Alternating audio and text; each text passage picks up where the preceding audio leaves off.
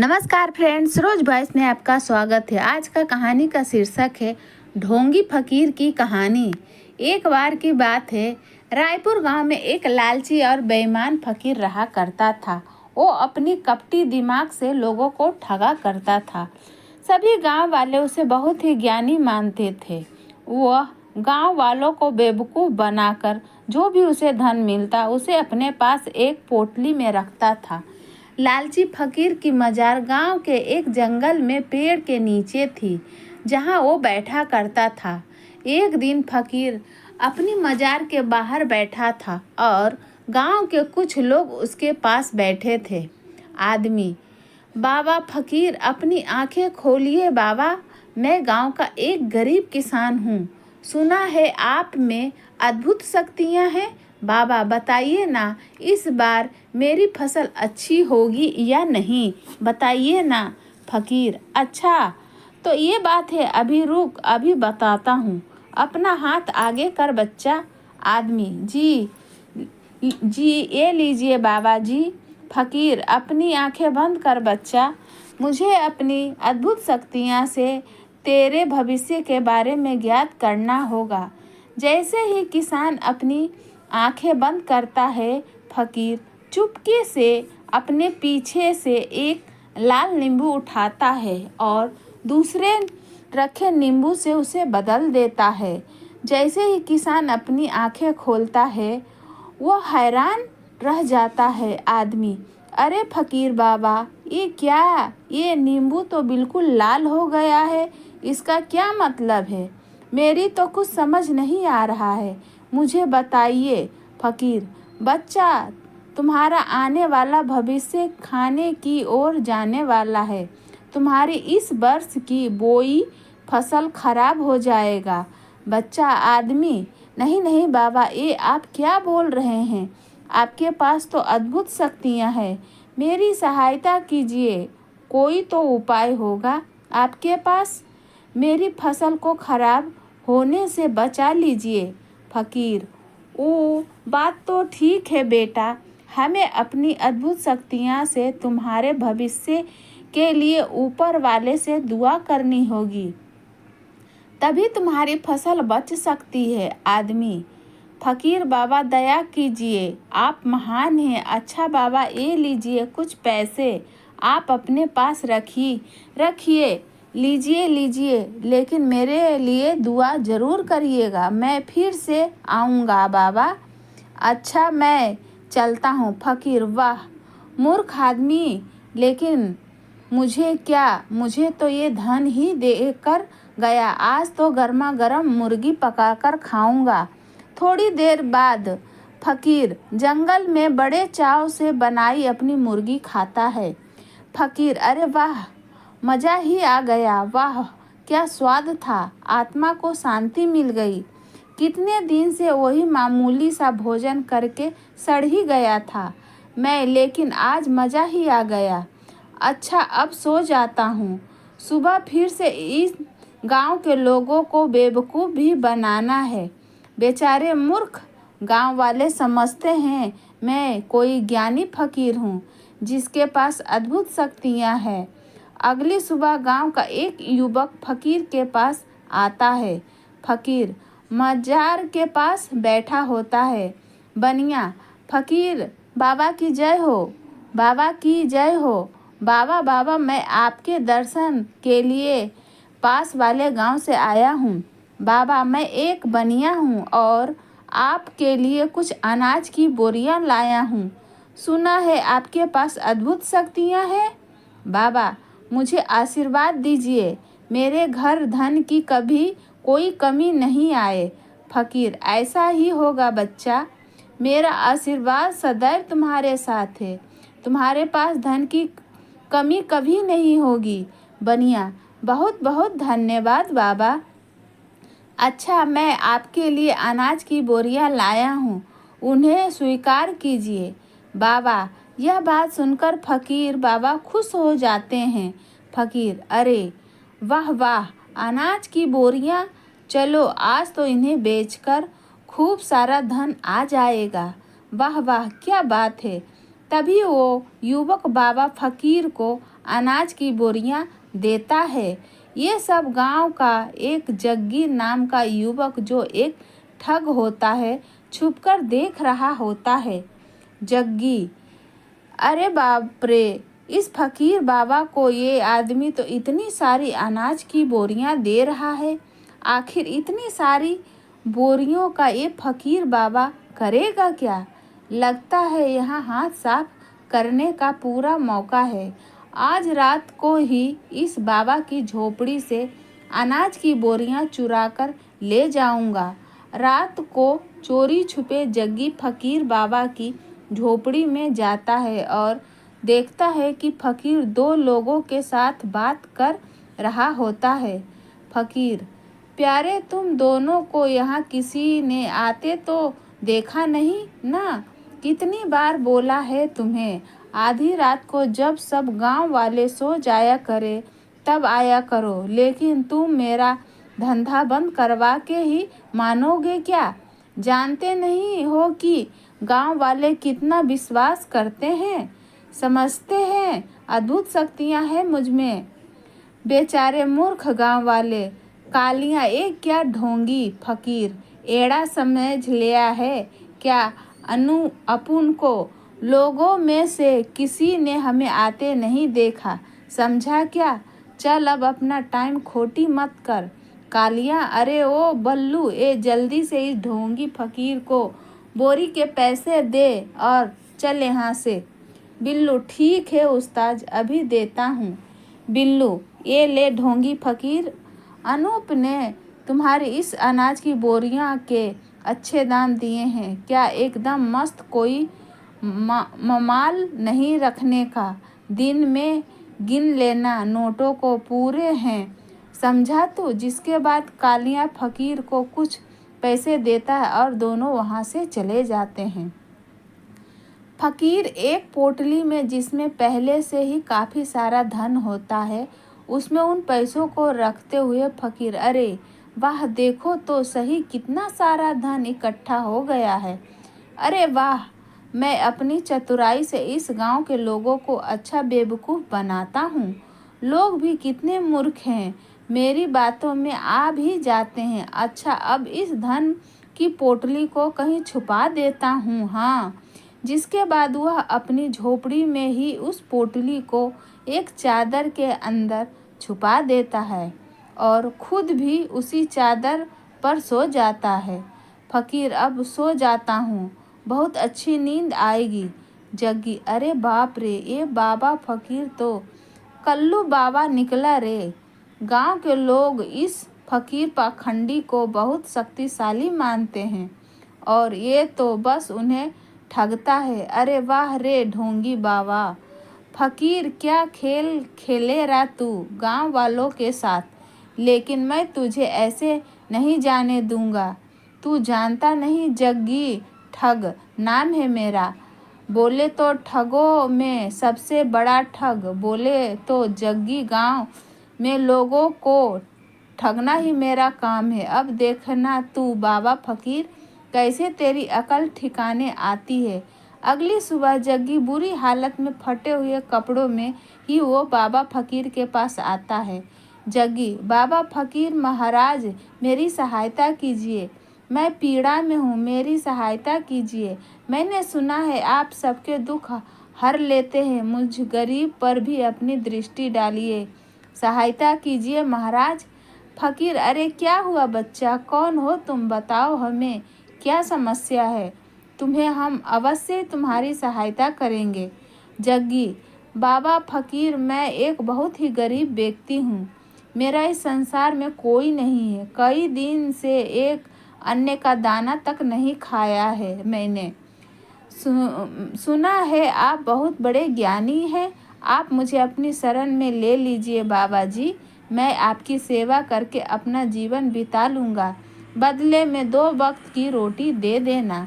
फकीर मन में, अरे मुफ्त में एक सेवक मिल रहा है, बेचारा कितना भोला लगता है, इससे अपनी खूब सेवा करवाऊँगा। हाँ, रख ही लेता हूँ इसे। अपने पास बेचारा मूर्ख इंसान फकीर। अरे बच्चा, अगर तुम्हारी इच्छा है कि तुम हमारे पास रहकर हमारी सेवा करो तो इसमें हमें कोई आपत्ति नहीं है बच्चा। तुम एक अच्छे इंसान लगते हो और ऊपर वाले का संदेश है कि मैं तुम्हारी सहायता अवश्य करूं। आज से तुम मेरी ही साथ मेरी झोपड़ी में रहोगे। यह सुनकर जग्गी खुश हो जाता है। जग्गी, बहुत बहुत धन्यवाद बाबा। फकीर, आप महान हैं। आपने मुझे गरीब पर इतनी कृपा की, आप महान हैं बाबा फकीर। जिसके बाद जग्गी फकीर के साथ रहने लगता है। जग्गी फकीर की झोपड़ी की साफ सफाई करता, उसके लिए रात्रि का खाना बनाता और उसकी खूब सेवा करता। और फकीर भी ऐसा मेहनती सेवक पाकर खूब खुश रहता। जग्गी, अरे इस ढोंगी बाबा फकीर की जिस धन की पोटली के लिए यहाँ आया हूँ उसे तो यह हमेशा ही अपने साथ लिए घूमता है। ऐसे में आखिर कैसे चुराऊं मैं इस धन की पोटली को? लगता है मुझे प्रतीक्षा ही करनी पड़ेगी। आखिर कभी तो हाथ आएगा इसका धन की पोटली। तभी एक आदमी और उसकी पत्नी अपने छोटे से बेटे को लेकर फकीर के पास आते हैं। आदमी, बाबा फकीर, देखिए तो जरा मेरे बेटे को क्या हो गया है। भोजन करते करते अचानक से मूर्छित होकर गिर गया है। देखिए ना बाबा जी, हमने बहुत सुना है आपके बारे में। हम पास वाले गांव से आए हैं। आप सबसे ज्ञानी हैं और विद्वान हैं। कुछ तो कीजिए फकीर। अरे अरे, आप लोग चिंता मत कीजिए, हमें देखने दीजिए। तभी फकीर उसे देखता है और अपनी झोपड़ी में जाता है। झोपड़ी में से एक पेड़ का पत्ता लेकर आता है और बच्चे के मुंह में रख देता है। थोड़ी देर बाद वो बच्चा उठकर खड़ा होता है, जिसे देखकर उसके माता पिता बहुत खुश होते हैं। आदमी, अरे आप तो सच में महान हैं बाबा जी। गांव वाले आपके बारे में एकदम सही कहते हैं। मेरे बच्चे को आपने स्वस्थ कर दिया। आप में महान शक्तियां हैं बाबा फकीर। आप महान आत्मा हैं। अगर आज हमारे बच्चे को कुछ हो जाता तो हम भी जीवित नहीं रह पाते। आपका बहुत बहुत धन्यवाद बाबा जी। तभी उस आदमी की पत्नी अपने सारे गहने उतार कर फकीर को देती है। आदमी की पत्नी, ये लीजिए, मेरे बच्चे के प्राण बचाने के लिए मैं आपको ये देना चाहती हूँ। इन्हें स्वीकार कर लीजिए बाबा जी। मैं आपकी सदैव आभारी रहूँगी। फकीर वो गहने देखकर बहुत खुश हो जाता है। फकीर मन में, अरे वाह वाह, इतने सारे सोने चांदी के गहने, वाह वाह, इतना धन तो मुझे कभी नहीं मिला। इन्हें पाकर तो मेरा जीवन आराम से गुजरेगा। फकीर, अच्छा ठीक है, अगर तुम मुझे अपने बेटे के प्राण बचाने के रूप में देना चाहती हो तो ठीक है, मैं ये अवश्य ही स्वीकार करूँगा। जाओ, ऊपर वाला तुम्हारा भला करेगा। जिसके बाद वो दोनों अपने बच्चे को लेकर वहाँ से चले जाते हैं। जग्गी मन में, अरे इस फकीर बाबा के तो मज़े ही आ गए। इतने सारे सोने चांदी के जेवर, वाह वाह, अगर ये जेवर मेरे हाथ आ जाए तो मेरे तो मज़ा ही आ जाएगा। अब तुझे जल्दी ही कुछ करना होगा रे जग्गी। ठग। इसके बाद फकीर वो सोने चांदी के गहने अपने धन की पोटली में रख देता है और अपनी पोटली अपने पास रखकर सो जाता है। अगली सुबह दो युवक फकीर के पास आते हैं। युवक, बाबा जी की जय हो, जय हो। हम पास वाले गांव से आए हैं। जिस माता पिता के बच्चे को आपने ठीक किया, उस गांव में आपके चमत्कार से सब आपके भक्त हो गए हैं। हमारे गांव के सभी लोग जो हैं आपसे मिलना चाहते हैं। बाबा जी उन्होंने आपके लिए भोजन की व्यवस्था की है। आप आएंगे तो गांव वाले को अच्छा लगेगा। आप आइएगा ना बाबा। फकीर मन में अरे वाह वाह, ये तो बहुत खुशी की बात है। इस गांव के साथ साथ दूसरे गांव के लोगों को भी मूर्ख बनाने का मौका मिलेगा। अब तो मेरे पास और धन आ जाएगा और चारों तरफ मेरी ही जय जयकार होगी। अरे वाह, कमाल हो गया। फकीर अच्छा अच्छा ठीक है, अगर तुम्हारे गांव वालों की यही इच्छा है तो हम कल सुबह तुम्हारे गांव अवश्य आएंगे। युवक जो आज्ञा बाबा। फकीर अच्छा, अब हम चलते हैं। जिसके बाद वह दोनों वहाँ से चले जाते हैं। जग्गी अरे बाबा, फकीर जी क्या सच में सुबह पास वाले गांव में जाइएगा आप? लेकिन बाबा फकीर, आप तो कभी अपनी इस मजार से बाहर नहीं जाते हैं। फकीर अरे मूर्ख, ये सच है कि हम कहीं नहीं जाते, लेकिन पास वाले गांव के लोग ने हमें बहुत प्यार और आदर के साथ आमंत्रित किया है। ऐसे में हमें ऊपर वाले का आदेश है, हम वहां अवश्य ही जाएंगे। इसलिए हम कल सुबह ही पास वाले गांव के लिए निकल जाएंगे और तुम भी हमारे साथ ही चलोगे। जग्गी ये बात सुनकर थोड़ा हैरान हो जाता है। जग्गी, क्या आप मुझे भी अपने साथ ले जाना चाहते हैं? जो आपका आदेश बाबा। फकीर मैं आपके साथ अवश्य ही चलूँगा। हाँ। इसके बाद अगली सुबह फकीर अपने धन की पोटली अपने साथ लिए जग्गी के साथ पास वाले गांव जाने के लिए निकल पड़ते हैं। वो जंगल के रास्ते से जा रहे होते हैं। काफ़ी दूर पैदल चलते हुए अचानक से फकीर का पाँव गड्ढे में फिसल जाता है और वो उस गड्ढे में गिर जाता है। गड्ढे में गिरते ही सारी मिट्टी फकीर के शरीर पर लग जाती है। जग्गी अरे बाबा फकीर, गड्ढे में गिरने की वजह से आपके पूरे शरीर पर मिट्टी चिपक गई है। अगर ऐसे में लोग आपको देखेंगे तो पहचान नहीं पाएंगे। यहीं पास में ही एक नदी है, आप वहां चलकर स्नान कर लीजिए। कितनी बदबू भी आ रही है। फकीर नहीं नहीं, मैं स्नान नहीं कर सकता। मेरे पास धन की पोटली है, स्नान करूँगा तो सारा धन नदी के पानी में बजा ही व्यर्थ हो जाएगा। नहीं नहीं, मैं ऐसे ही आऊँगा। जग्गी अरे बाबा फकीर, आप अपनी स्थिति को तो देखिए, मैं ही आपको नहीं पहचान पा रहा हूँ। कहीं ऐसा ना हो कि पास वाले गांव के सभी लोग आपको देखते ही भयभीत हो जाएं। नहीं नहीं बाबा फकीर, मुझे लगता है आपको स्नान कर ही लेना चाहिए। जग्गी की ऐसे बातें सुनकर फकीर सोच में पड़ जाता है। फकीर अच्छा तो ठीक है, अगर तुम चाहते हो कि हम स्नान करें तो हम अवश्य ही स्नान करेंगे। चलो नदी के पास ले चलो हमें। जग्गी जैसी आपकी आज्ञा, चलिए मेरे साथ। जिसके बाद दोनों एक नदी के पास जाते हैं। जग्गी ये देखिए बाबा जी, ये रही नदी, कर लीजिए स्नान। फकीर अच्छा ठीक है, लेकिन पहले मैं अपनी धन की पोटली को कहीं छुपा देता हूँ। हाँ। इसके बाद फकीर को एक बहुत बड़ा पत्थर दिखता है। फकीर हाँ हाँ, ये जगह ठीक रहेगा धन की पोटली छिपाने के लिए।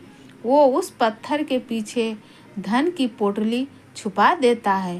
तभी जग्गी चुपके से पत्थर से उस तरफ जाता है और वो धन की पोटली उठाते हुए, जग्गी आखिर वो दिन आ ही गया। मैं तो थक ही गया था इस ढोंगी फकीर की सेवा करके। वाह वाह, कितना सारा धन हाथ आ ही गया। अब पता चलेगा इस ढोंगी को, बहुत सेवा कराई है ना मुझसे, अब आएगा मज़ा। बोलो तो रोनी टोनी ठगों से सबसे बड़ा ठग बोलो तो जग्गी की है। इससे पहले वो ढोंगी आ जाए, मुझे यहाँ से निकलना होगा। जग्गी धन की पोटली लेकर वहाँ से भाग जाता है। तभी फकीर नदी से बाहर निकलकर आता है। फकीर, अरे वाह वाह, स्नान करके तो बहुत संतुष्टि मिली। नदी का पानी तो बहुत ही शीतल और आनंद ही आ गया। वह मज़ा ही आ गया। फकीर आस पास देखता है लेकिन जग्गी उसे कहीं नहीं दिखाता है और फकीर घबरा जाता है। वो ये देखकर हैरान हो जाता है कि उसकी धन की पोटली भी वहाँ नहीं है और वो समझ जाता है कि जग्गी उसकी धन की पोटली लेकर भाग गया। फकीर, हाय रे, क्या हो गया? बरसों से जो धन लोगों को मूर्ख बनाकर अर्जित किया था वो कोई और मुझे मूर्ख बनाकर ले गया। हाथ, हाय हाय, ये क्या हो गया? लगता है ईश्वर ने मेरे किए की सज़ा मुझे दे ही दी। हाय हाय, ये क्या हो गया? तो फ्रेंड्स, ऐसी कहानी सुनने के लिए चैनल से बने रहे। इस वीडियो को लाइक करें, शेयर करें। अगर आप इस चैनल पर आए हैं तो